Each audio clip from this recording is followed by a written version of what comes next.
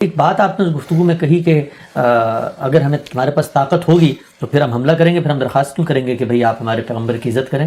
اس پہ لوگوں نے یہ سوال پوچھا ہے کہ یہ کیا مطلب، آپ کو استحالہ بیان کر رہے ہیں، یا یہ حقیقت میں اگر طاقت مل جائے تو آپ کا نیریٹو یہی ہے کہ پھر فرانس یا کوئی بھی ملک توہین کرے تو اس کے اوپر چڑھ دوڑیں اور اس کے شہریوں کو ہلاک کر دیں؟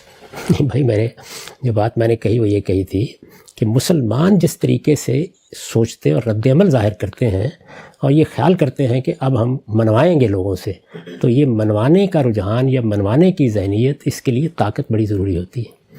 یعنی آپ طاقت کی پوزیشن میں ہیں تو پھر آپ کوئی اقدام کریں گے تو کسی قاعدے سے کریں گے۔ اس کی مثال اس طرح لیں کہ جو واقعہ امریکہ میں ہوا 9/11 کا واقعہ، اگر یہ خدا نخواستہ ہمارے ملک میں ہوتا اور اس واقعے کے لوگ امریکہ میں ہوتے تو ہم کیا کوئی اقدام کرنے کی پوزیشن میں تھے؟ لیکن امریکہ نے اقدام کیا نا۔ یعنی جب انہوں نے دیکھا کہ ان کے بہت سے لوگ مار دیے گئے ہیں یا ان پر کچھ لوگ حملہ آور ہوئے ہیں اور وہ افغانستان میں پناہ لیے ہوئے ہیں، تو انہوں نے الٹیمیٹم دے دیا، یہ بتا دیا۔ تو میں نے یہ عرض کیا تھا کہ لوگوں کے جذبات جو کچھ بھی ہوں، یہ دیکھنا چاہیے کہ آپ کس پوزیشن میں ہیں۔ اگر تو آپ ایک سپر پاور ہیں، آپ کے پاس طاقت ہے، تو پھر تو آپ اعلان جنگ بھی کر سکتے ہیں کسی موقع کے اوپر۔ حملہ میں نے بالکل نہیں کہا تھا، اعلان جنگ۔ یعنی آپ یہ کہتے ہیں کہ بھائی آپ بند کریں ان لوگوں کو، موقع ان کا یہ کس سطح پر اترے ہوئے لوگ ہیں، تو پھر تو کوئی بات بھی بنتی ہے۔ موجودہ صورتحال میں اگر آپ اس طرح کی باتیں کرتے ہیں تو صرف اپنی کمزوری کا اشتہار بنتے ہیں۔ چنانچہ آپ دیکھ لیں، پچھلے 50 سال سے میں بھی دیکھ رہا ہوں، شعور کی عمر میں کتنے واقعات اس طرح کے ہوئے۔ سلمان رشدی کے واقعے کو دیکھ لیں، وہ جو بنگلہ دیش کی نسرین صاحبہ تھی واقعے کو دیکھ لیں، اس کے بعد فرانس میں ہوئے اور بعض جگہوں کے اوپر ہوئے، ناروے میں ہوا۔ کیا کر سکے آپ؟ کچھ بھی نہیں کر سکتے۔ اب بھی میں آپ کو بتا دیتا ہوں، کچھ نہیں ہوگا۔ تو صورتحال کا ٹھیک اندازہ کرنا چاہیے، ورنہ صرف رسوائی ہوتی ہے، آپ اپنی عزت کھوتے ہیں۔ میں رسالت مآب صلی اللہ علیہ وسلم کی ہستی کو، آپ کی ذات والا صفات کو اس سے بہت بلند سمجھتا ہوں کہ اس کے لیے میں بھیک مانگوں، اس کے لیے میں یہ کہوں کہ حضرائے کرم کوئی قانون سازی کر دیجئے، کوئی تحفظ فراہم کر دیجئے، اس کی کوئی ضرورت نہیں ہے۔ ہمیں جو تعلیم اللہ کی کتاب نے دیا اسی پر قائم رہیں گے، اور وہ تعلیم یہ ہے کہ اگر کچھ لوگ جہالت پر اتر آئیں تو آرزن الجاہلین، ان جاہلوں سے اعراض کر دیں، نظر انداز کر دیں ان کو، بالکل۔ تو میں ان لوگوں کو یہ کہہ رہا تھا کہ جو مرنے مارنے پر تلے ہوتے ہیں کہ بھائی مرنے مارنے کا بھی ایک وقت ہوتا ہے۔ یعنی اگر آپ نے کچھ کرنا ہے تو اس کے کرنے کا طریقہ یہ ہے کہ پہلے اپنے اندر یہ طاقت پیدا کریں۔ اس وقت تو صورت یہ ہے کہ جرم ضعیفی کی سزا مرگ مفاجات، اس وقت کیا کریں گے؟ یعنی یہ باتیں اصل میں رسوائی کا ذریعہ بنتی ہیں، یہ احتجاجی مظاہرے رسوائی کا ذریعہ بنتے ہیں۔ اپنے ملک میں آپ املاک کو نقصان پہنچاتے ہیں، اپنے لوگوں کو مارنے کے لیے تیار ہو جاتے ہیں، آپ کا ہر بائیکاٹ بالکل ناکام ہو جاتا ہے۔ یہ بھی آپ دیکھیں گے اسی طرح بالکل ناکام ہو جائے گا۔ نہ صورتحال کا صحیح اندازہ کرنا، نہ معاملات کو دیکھنا، یا دنیا کہاں کھڑی ہے اس کا اندازہ کرنا، مخاطبین کس ذہنی کیفیت میں ہے نہ اس کو سمجھنے کی صحیح کرنا، آپ اپنا ایک خاص نیریٹو بیان کرتے چلے جاتے ہیں۔ یہ کتنی بار ہو چکا ہے، پہلی بار ہوا ہے یہ معاملہ؟ مجھے وہ نتیجہ بتا دیں کہ جو نکلا ہو۔ یعنی لوگوں کو مار دیا گیا، پھر بھی کیا نتیجہ نکلا؟ اس وقت جن لوگوں کے خلاف احتجاج کیا جا رہا ہے وہ کتنے برس سے اپنے بعض ایڈیٹر بھی مروا چکے ہیں، اس کے باوجود کھڑے ہیں اپنی جگہ کے اوپر۔ تو ان کا بھی ایک نیریٹو ہے، ان کی بھی ایک تہذیبی اقدار ہے، وہ بھی اس کے اوپر کھڑے ہیں۔ وہ میرے نزدیک، آپ کے نزدیک انتہائی غلط صحیح، انتہائی لغو صحیح، لیکن آپ کے پاس رستے ہی تاریخ بتاتی ہے دو ہیں۔ طاقت ہوتی ہے تو آپ ظلم کے خلاف جنگ کرتے ہیں، ظلم کے خلاف جنگ، ظلم کے خلاف جہاد، یہ اسلام میں ایک مقدس چیز ہے، یہ قیامت تک رہے گا۔ کسی نے اگر آپ کے ساتھ ظلم و عدوان کا طریقہ اختیار کیا ہے تو اس کا یہ مطلب نہیں ہوتا کہ آپ چڑھ دوڑتے ہیں، یعنی آپ پھر اس زبان میں بات کرتے ہیں کہ ظلم و عدوان کو بند کرو۔ یہ جانتے ہیں آپ کہ اسرائیل میں کیا ہوتا رہا ہے، کس طریقے سے بیچارے فلسطینی جو ہے وہ گھروں سے بے گھر ہوئے ہوئے ہیں، کیا کر سکیں آپ؟ کشمیر میں اس وقت کیا صورتحال ہے؟ یعنی کوئی ستم ظلم کی انتہا ہو سکتی ہے۔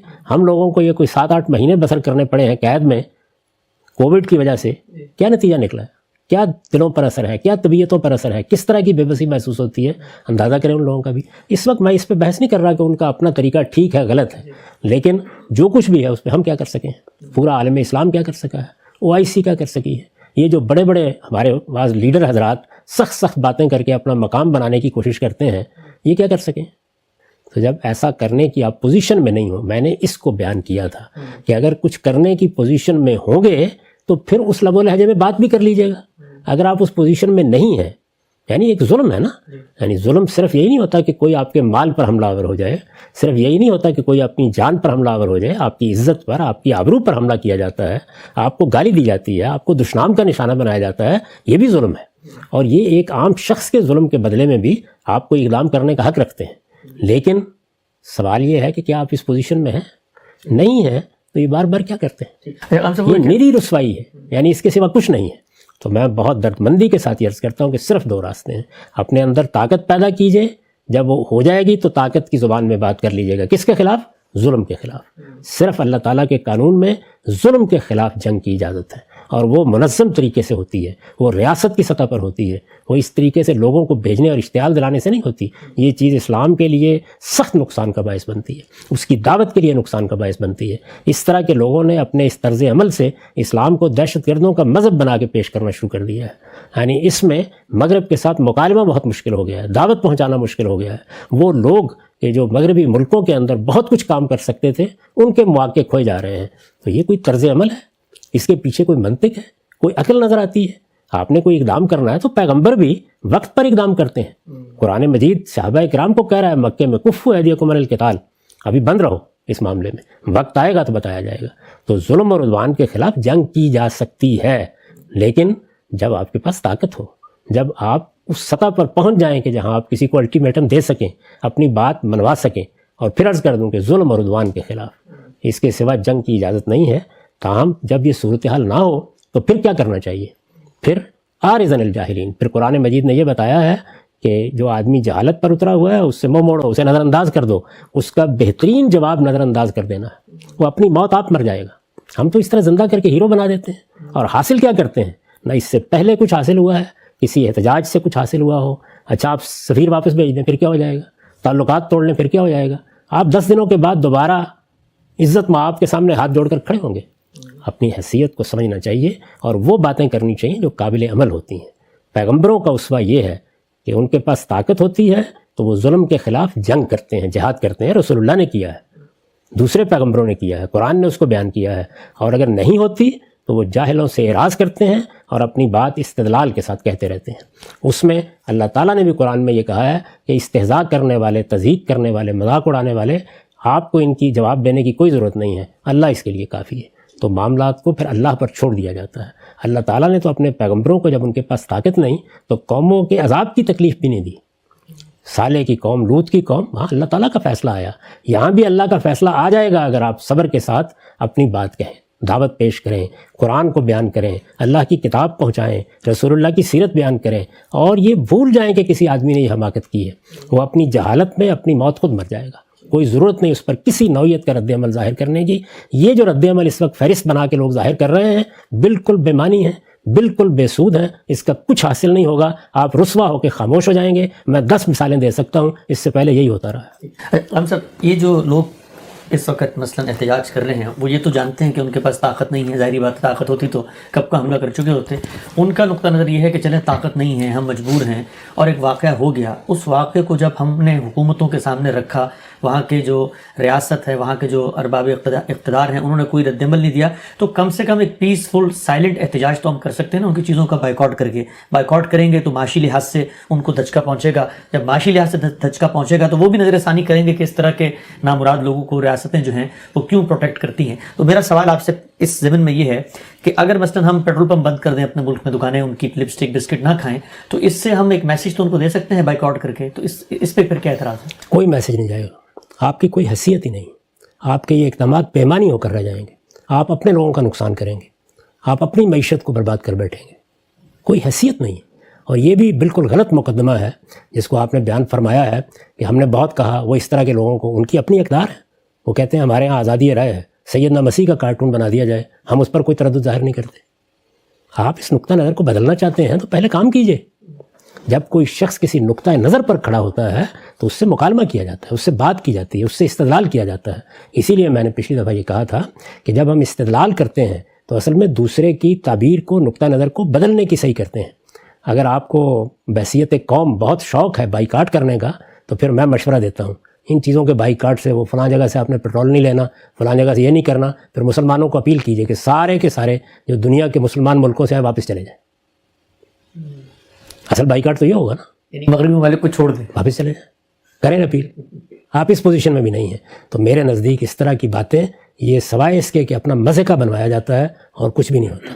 آپ خیال کر رہے ہوں گے کہ میں کسی حد تک جذبات سے بات کر رہا ہوں، یہ اصل میں اس دکھ اور غم کا اظہار ہے کہ ہم ہر دفعہ رسالت مآب صلی اللہ علیہ وسلم جیسی عظیم ہستی کے معاملے کو اس سطح پر لے آتے ہیں. سطح ہماری پست ہے، سوچنے کا انداز ہمارا پست ہے، اور پھر ہم بھیک مانگ رہے ہوتے ہیں کہ لوگوں قانون بنا کے ہمارے پیغمبر کی عزت کرو. ہمارا پیغمبر اس کا محتاج نہیں ہے کہ اس کی عزت کے لیے یہ بھیک مانگی جائے. اس کی عزت اپنی ذات پر قائم ہے، وہ سراج منیر ہے، اس کی روشنی دنیا میں پہنچ رہی ہے. یہ ہم بدبخت ہیں کہ اس روشنی کو دنیا تک نہیں پہنچاتے. وہ پہنچے گی استدلال سے، وہ پہنچے گی دعوت سے. ہمارے کرنے کا کام اس وقت یہ ہے. اور میں نے یہ عرض کیا تھا کہ جب طاقت ہوتی ہے تو طاقت کی زبان میں بھی بات کر لی جاتی ہے. اس وقت کوئی چیز آپ کے پاس موجود نہیں ہے. اپنے گریبان میں جھانکنا چاہیے اور وہی کام کرنا چاہیے کہ جو پیغمبروں نے اس طرح کے زمانوں میں کیا ہے. اب جب آخری پہلو ذرا اس پہ بات کیجیے گا اس ضمن میں کہ یہ بھی تو مغربی سے آوازیں اٹھ رہی ہیں نا کہ بھئی آزادی اظہار رائے کی بھی کچھ حدود و قیود ہوتی ہیں. تو جس وقت ابھی ایک چیز سامنے آ گئی تو مغرب اس طرح کے لوگوں کو مجرم سمجھ کے ہمارے حوالے کیوں نہیں کرتا کہ بھئی ہم پھر اپنے دینی لحاظ سے ان کے ساتھ معاملہ کریں؟ وہ ان کو پروٹیکٹ کیوں کرتا ہے؟ آپ دیکھیں سلمان رشدی تھا، اس کو بھی برطانیہ نے پروٹیکٹ کیا، ان کو بھی پروٹیکٹ کر رہے ہیں. تو آزادی اظہار تو جب تک ہے، جب تک آپ بات کر رہے ہیں، لیکن اگر دوسرا اس سے متاثر ہو رہا ہے تو یہ تو عالمی ضمیر بھی مانتا ہے کہ میں اپنی آزادی اظہار کے چکر میں کسی کے دوسرے کے گھر کے سامنے کو گالیاں تو نہیں دوں گا. تو اس کے لیے وہاں کی حکومتیں یہ کیوں نہیں کرتی کہ وہ اس طرح کے لوگوں کو پکڑیں اور اس طرح کے لوگوں کو کم سے کم کیفر کردار تک پہنچائیں؟ یہ ان حکومتوں کو قائل کریں. آپ یعنی اپنی بات بیان کریں نا، بتائیں ان کے ہاں قانون بنے، ان کا ذہن بدلے. یہ سمجھنے کی کوشش کریں کہ مغرب کا ذہن کیسے بنا ہے. انہوں نے کلیسا کے خلاف برسوں جدوجہد کی ہے، چرچ کے نہاب کے خلاف لڑائی کی ہے، رینیسنس کی ایک پوری تحریک برپا ہوئی ہے. آزادی اور آزادی رائے ان کے ہاں ایک قدر کی حیثیت اختیار کر چکی ہے. مجھے آپ کو جیسا کچھ بھی اس سے اختلاف ہو، وہ اس کی پرستش کرتے ہیں اور اس کی بنیاد پر کھڑے ہیں. اچھا اس میں آپ کچھ تضادات گنوا دیں گے، ہر جگہ ہوتے ہیں، ہمارے یہاں نہیں ہوتے. ہم بہت سی اقدار کا ذکر کرتے ہیں لیکن موقع آتا ہے تو ان کی اس طرح پاسداری نہیں کرتے. لیکن جس وقت ہمارے مفادات ہوتے ہیں تو پھر ہم انہی اقدار کا علم اٹھا کے کھڑے ہو جاتے ہیں. مغرب میں بھی انسان بستے ہیں تو وہ اپنی ان اقدار کے اوپر کھڑے ہیں، اس کا دفاع کر رہے ہیں اور یہ کہتے ہیں کہ نہیں ہم اس کو گوارا کریں گے. وہ اپنے پیغمبر کے بارے میں گوارا کر رہے ہیں، اپنی مقدس ہستیوں کے بارے میں گوارا کر رہے ہیں. اور یہ جو آپ نے فرمایا کہ وہ ہمارے حوالے کر دیں، وہ تو آپ کے ہاں سے جو لوگ آتے ہیں ان کو بھی حوالے کرنے کے لیے تیار نہیں ہوتے. یعنی ذرا نگاہ ڈال کے دیکھیں، جب اخوان کے لوگ باہر نکلے، ذرا نگاہ ڈال کے دیکھیں جن لوگوں کو سعودی عرب کی بادشاہت کے مقابلے میں بات کرنے کے نتیجے میں باہر نکلنا پڑتا ہے. ذرا نگاہ ڈال کے دیکھیں آپ کے ملک کے سیاستدانوں کو جب پناہ لینا پڑتی ہے. ذرا پھر دیکھیں اس پچھلے ہی زمانے میں گولن تحریک کے خلاف جب ترکی میں اقدام ہوا تو گولن صاحب خود کہاں ہیں؟ تو مغرب تو ان کو بھی آپ کے حوالے کرنے کے لیے تیار نہیں ہے. وہ اپنی اقدار پر کھڑے ہیں، طاقت ان کے پاس ہے، دنیا بھر کو اس وقت وہ کنٹرول کر رہے ہیں. دنیا کا نظم اس وقت 5 بڑی طاقتوں کے پاس ہے. اقوام متحدہ اسی مقصد کے لیے بنائی گئی ہے. آپ اپنی حیثیت کو سمجھیں، آپ آزاد بھی نہیں ہیں. آپ کے جتنے ممالک ہیں وہ اصل میں اقوام متحدہ کے زیر اثر ایک نوعیت کی نیم آزادی کی زندگی بسر کر رہے ہیں. دولت کو دیکھیں کہاں ہے، علم کو دیکھیں کہاں ہے. تو یہ ساری چیزیں یہ حقائق ہیں، ان حقائق کو سمجھ کر کام کرنا چاہیے. تو میرے نزدیک تو بہت سادہ بات یہ ہے کہ کوئی بھیک مانگنے کی ضرورت نہیں ہے. احتجاج کس پر احتجاج کریں گے؟ آپ کو یاد ہے وہ واقعہ جب مغربی ممالک کے حکمرانوں نے مارچ کیا تھا، یاد ہوگا آپ کو. یعنی وہ اس درجے میں اس آزادی رائے کا جو ان کے نزدیک ایک قدر ہے تحفظ کرنے کے لیے تیار ہیں. تو اس میں آپ رائے بدلنا چاہتے ہیں نا، تو رائے تو ہمیشہ استدلال سے بدلتی ہے. یہ خیال نہ کریں کہ آپ کمزوری کی جگہ پر کھڑے ہوئے کوئی 2-4 چیزیں نہیں خریدیں گے تو رائے بدل جائے گی. ذرا کبھی دیکھیں تو صحیح کہ آپ کی برآمد درآمد کا توازن کیا ہے دنیا کے ساتھ. آپ کی جو دولت ہے وہ بھی انہی کے بینکوں میں پڑی ہوئی ہے. تو میرے نزدیک یہ حقائق سے منہ موڑنے کے مترادف ہے. استدلال استدلال اور استدلال، ریزننگ، اخلاق اور وقار کے ساتھ اپنے نقطہ نظر کو منوائیے. اگر آپ کا نقطہ نظر صحیح ہے، اس کے دلائل ہیں آپ کے پاس، تو پھر وہ ذہنوں میں اترے گا. لیکن یہ نقطہ نظر سنیں گے لوگ کب؟ جب آپ وائلنٹ نہیں ہوں گے، آپ کی طرف سے تشدد نہیں ہوگا، آپ لوگوں کو مارنے کے لیے نہیں کھڑے ہوں گے، آپ اس طرح کے اقدامات نہیں کریں گے، پھر لوگ آپ کی بات سنیں گے. اس وقت یہ بات کرنے اور سنانے کا وقت ہے، یہ جہاد کا وقت نہیں ہے. صاحب بالکل ٹھیک ہے، بہت تفصیل سے آپ نے وضاحت کی. ایک آخری بات ذرا بتائیے گا کہ ابھی بائیکاٹ کی جب بات ہوئی اور بعض لوگوں نے غلط فہمی میں پاکستان کی ایک بسکٹ کمپنی کے بارے میں یہ رائے قائم کی کہ یہ بھی فرانس ہی کی ہے، تو اس بسکٹ کمپنی کے ہاتھ پیر پھول کر اگلے دن انہوں نے وضاحت دی کہ نہیں بھائی ہم پاکستانی ہیں، ہمارے پاس 5-6 ہزار پاکستانی ملازم ہیں. تو لوگوں نے اس سے نتیجہ خاص کیا کہ دیکھیں بائیکاٹ کتنی مؤثر چیز ہے. ابھی ہم نے اعلان ہی کیا تھا کہ یہ کمپنی جو ہے ہم فرانس کا بائیکاٹ کریں گے، اور یہ دیکھیں کمپنی اب ہمارے پیروں میں پڑھ کے محنت کر رہی ہے کہ نہیں ہم فرانس کے نہیں ہیں، تو بائیکاٹ کیوں نہیں کامیاب ہو سکتی؟ یہ تو آپ کی کمپنی تھی، آپ کے لوگ تھے. ان بیچاروں کی معیشت پر آپ نے ضرب لگا دی. فرانس کو کیا ہوا اس میں؟ کچھ بھی نہیں ہوگا. آپ ساری کمپنیاں بند کر دیجیے. یہ تو پھر آپ کی ہے، جو ان کی کمپنیاں کام کر رہی ہیں وہ بند کر دیں. جو جہاز آپ ان سے خریدتے ہیں واپس کر دیں. میں نے تو عرض کیا کہ مزید ہمت ہے تو لوگوں کو اپیل کریں کہ وہ سب کے سب چھوڑ کے واپس آ جائیں. کیوں رہتے ہیں ان ملکوں میں؟ تو اس لیے وہ باتیں نہ کریں کہ جو باتیں اپنی کوئی بنیاد نہیں رکھتی، جو محض آپ کے غصے کا اظہار ہے. یہ اصل میں کمزوری اور ضعف کے اظہار کے بدترین اور پست انداز ہیں جو ہم مسلمانوں نے اختیار کر رکھے ہوئے ہیں. وقار کے ساتھ اور اعلیٰ اخلاق پر کھڑے ہو کر اپنا دین پہنچائیے. ہمارے پیغمبر کی ذات، صفات، شخصیت وہ اس سے بہت بالا ہے. لوگوں کو متعارف کرائیں، اللہ کی کتاب پڑھ کر سنائیں، ان کے گھروں تک اللہ کی کتاب پہنچائیں. یہ آپ کو کام کرنا ہے. لوگ پھر مان لیں گے ہماری بات؟ نہیں، احمق لوگ رہیں گے، ہر جگہ رہیں گے، وہ حماقتیں بھی کرتے رہیں گے. ان کی موت یہی ہے کہ انہیں نظر انداز کرتے ہیں. اس وقت ان کے مارنے کے لیے آپ کے پاس نیزہ نہیں ہے، لیکن نظر انداز کرنے کی طاقت موجود ہے. وہ نظر انداز کریں اور اہل علم کو بات کرنے دیں. اچھے اہل علم آئیں مغرب میں. اس طرح کے اقدامات کے نتیجے میں ان کے آنے کے راستے بھی آپ بند کرتے ہیں. ہمارے بہت سے علماء ہیں جن کے آنے پر پابندی لگی ہوئی ہے. وہ آئیں، آ کے شائستگی اور تہذیب کے ساتھ مغربی لوگوں سے کلام کریں. یہاں جمہوریت ہے بہت سے ملکوں میں. آپ عوام کے ساتھ بات کریں. آگے آپ مختلف جگہوں پر اجتماعات کریں، اپنا نقطہ نظر بیان کریں. آپ کے یہاں جو لوگ یہاں کی زبان بول سکتے ہیں، بات کر سکتے ہیں، وہ یہاں رائے عامہ کو ہموار کریں اور بتائیں کہ اس معاملے میں صحیح رویے کیا ہیں. یہاں یہ میرے نزدیک بھی کوئی صحیح رویہ نہیں ہے کہ ہمارے جذبات کو ٹھیس پہنچتی ہے. آپ بتائیں کہ یہ بات کہ آپ کسی برتر ہستی کے معاملے میں یہ زبان استعمال کریں یا تضحیق کریں، وہ حضرت مسیح ہوں، وہ حضرت موسیٰ ہوں، وہ کوئی بھی ہوں، یہ ناشائستگی ہے، یہ بد تہذیبی ہے.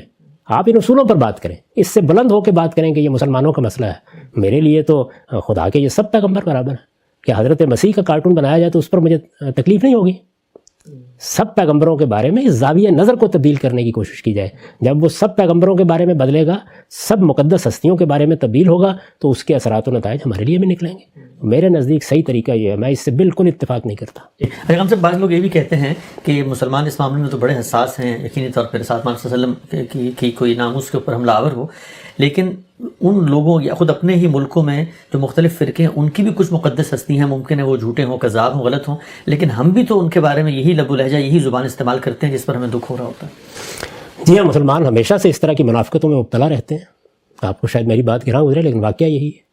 ابھی پچھلے دنوں مولانا زاہد الراشدی صاحب کا ایک واقعہ میں نے پڑھا اور بہت غیر معمولی واقعہ ہے. انہوں نے بیان کیا کہ ہمارے ایک استاد تھے، وہ ہمیں تربیت دینے آتے تھے کہ ہم قادیانی نقطہ نظر کے لوگوں کی غلطی ان پر واضح کریں.